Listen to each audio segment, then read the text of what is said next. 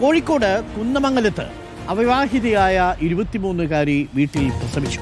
പ്രസവത്തെ തുടർന്ന് നവജാത ശിശു മരിച്ചു. വീട്ടുകാരറിയാതെയാണ് യുവതി കുഞ്ഞിന് ജന്മം നൽകിയത്.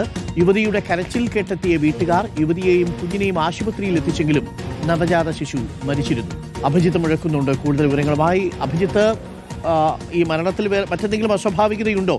ഈ വീട്ടുകാരെ അറിയിക്കാതെയാണോ ഇത്രയും കാലം ഈ യുവതി ഗർഭിണിയായിട്ടും അവിടെ കഴിഞ്ഞത്?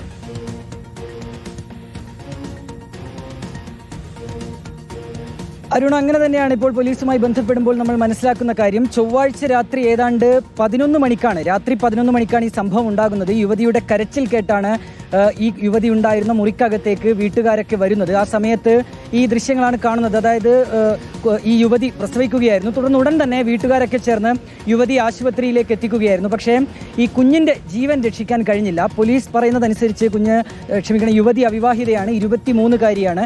വീട്ടിൽ അറിഞ്ഞിരുന്നില്ല ഈ യുവതി ഗർഭിണിയാണ് എന്നുള്ള കാര്യം. പിന്നീട് ഈ രീതിയിൽ യുവതി പ്രസവിക്കുകയും അതിനെ തുടർന്ന്